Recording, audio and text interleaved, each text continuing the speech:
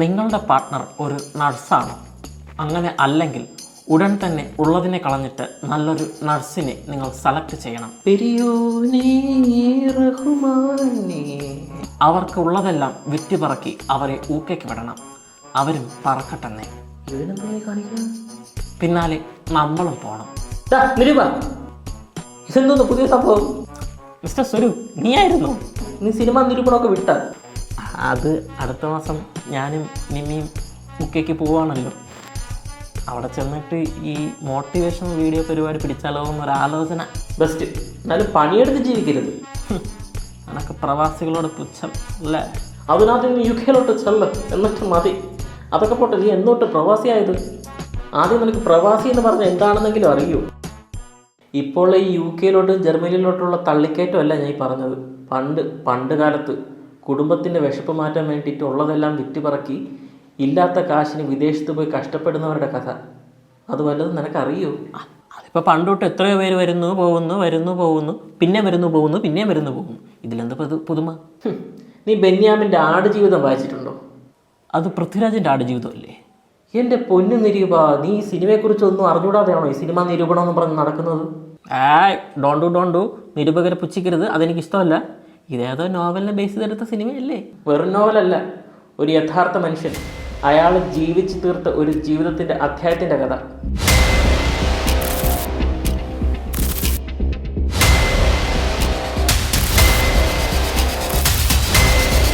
ഇട്ട് ലാഗടിപ്പിക്കാത്ത കാര്യം പറയണ. പറയാം.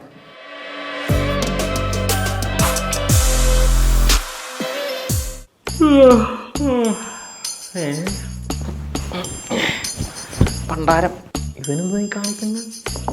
ആടുജീവിതത്തിൻ്റെ പൂജയുടെ വാങ്ങിച്ചത് എത്ര പെട്ടെന്ന് ചെറുതായ. ഈ പേക്കൂത്ത് നിർത്തിയിട്ട് കഥ പറഞ്ഞാൽ കൊണ്ട്. റോക്കി ദുബായിക്ക് പോയത് 2 കാരണങ്ങൾക്കാണ്. ആര്? നജീബ്. ആരായി നജീബ്? സ്വന്തം കുടുംബത്തിന് വേണ്ടി എല്ലാം വിട്ട് വിദേശത്തേക്ക് ജോലി തേടിപ്പോയ ആൾ. വർഷം 1993.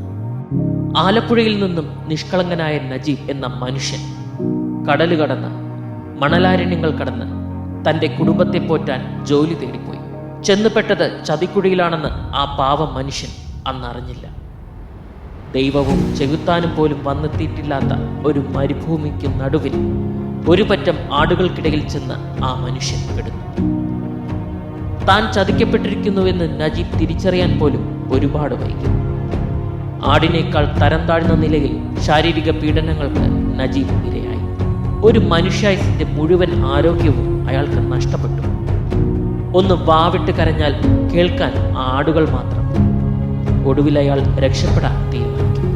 ആകെ മിച്ചമുള്ള പ്രാണനെയും കയ്യിൽ പിടിച്ചുകൊണ്ട് ആ മരുഭൂമിയിൽ ദിക്കറിയാതെ ഓടിയ അതിജീവനത്തിന്റെ കഥ. അതാണ് ആടുജീവിതം എന്ന നോവലും ഇപ്പോഴത്തെ ഈ സിനിമയും. ആലോചിച്ചിട്ട് എനിക്ക് തന്നെ പേടിയാവുന്നു. ഇനി UK ചെന്നിട്ട് നിമ്മി എങ്ങാനും എന്നെ വല്ല സായിപ്പിനോ മദാമയ്ക്കോ അടിമയായിട്ട് വല്ലതും വിൽക്കുമെന്നാ. അതിപ്പോൾ നീ അല്ലെങ്കിൽ അവളുടെ അടിമയാണല്ലോ. അതൊക്കെ പോട്ട്. പടം എങ്ങനെയുണ്ട്? ഒറ്റ വാക്കി പറഞ്ഞാൽ നല്ല ക്വാളിറ്റി ഉള്ള പടം. ബെന്യാമിൻ്റെ റൈറ്റിങ്ങിന് 100% നീതി പുലർത്തിയ പടം. ബുക്കിൻ്റെ അത്ര വന്നില്ല എന്നാണല്ലോ കേൾക്കുന്നത്. അതിപ്പം ഏതൊരു ബുക്കും സിനിമയാക്കുമ്പോൾ 100% ബെറ്റർ ആവില്ല. ഇപ്പം വായനക്കാരൻ്റെ ഇമാജിനേഷനെ ഫുൾഫിൽ ചെയ്യുക എന്ന് പറയുന്നത് അത്ര ചില്ലറ കാര്യമല്ല. 16 വർഷത്തെ മെനക്കെടല്ലേ, അത് വെറുതെ ആവൂല. സത്യം. ബ്ലസ്സിയെ പോലെ ഇത്രയും വിഷനുള്ളൊരു സംവിധായകനും പിന്നെ ഇത്രയും ഡെഡിക്കേറ്റഡ് ആയിട്ടുള്ളൊരു പൃഥ്വിരാജും, ഇവർ 2 പേർക്കും വേണ്ടി ഈ സിനിമ കാണുന്നത് നമുക്ക് മുതലാണ്. അപ്പോൾ AR റഹ്മാനോ? ഇൻ്റർനാഷണൽ ലെവൽ ക്വാളിറ്റിയുള്ള ബാക്ക്ഗ്രൗണ്ട് സ്കോർ. പിന്നെ പെരിയോനെ റഹ്മാനെ കൊള്ളാം. പിന്നെ പെരിയോനെ റഹ്മാനെ കൊള്ളാം. ശരി. അപ്പോൾ ഈ ഓസ്കാർ നോമിനേഷനൊക്കെ പോകുമെന്ന് പറഞ്ഞത്? അതിപ്പോൾ നമ്മുടെ നാട്ടിൽ ആർക്കും വേണ്ടാതെ കിടക്കുന്നൊരു നല്ലൊരു പടം അതുമല്ല ഓസ്കാറിനോ നാഷണൽ അവാർഡിനോ പോയെന്നറിഞ്ഞാൽ തിരിഞ്ഞു പോലും നോക്കൂ. ആ സ്ഥിതിക്ക് ആടുജീവിതം ഒരു ഇൻ്റർനാഷണൽ പ്ലാറ്റ്ഫോമിൽ നമ്മളുടെ ഒരു പ്രോഡക്റ്റായിട്ട് കൊണ്ട് ധൈര്യമായിട്ട് പ്ലേസ് ചെയ്യുക. അങ്ങനെയാണെങ്കിൽ ബാക്കി കൂടെ പറ, ഞാൻ ഒരു റിവ്യൂ ഇടാം. ഈയടാ, അറിഞ്ഞിടാത്ത പണി ചെയ്ത് നടക്കാതെ UK പോയി വല്ല ജോലിയും ചെയ്ത് രക്ഷപ്പെടാൻ നോക്കടാ. അയ്യോ, അത് പറ്റൂല. അതെന്ത്? നിമ്മി പറഞ്ഞ് ഞാൻ എൻ്റെ പാഷൻ്റെ പിറകെ പോകണമെന്ന്. UK പോയിട്ട് ഞാൻ എൻ്റെ പാഷൻ നോക്കാൻ, എൻ്റെ ജീവിതം അവൾ നോക്കിക്കൊള്ളാമെന്ന് പറഞ്ഞു. അപ്പം നിമ്മിയുടെ ജീവിതം ആട് ജീവിതം.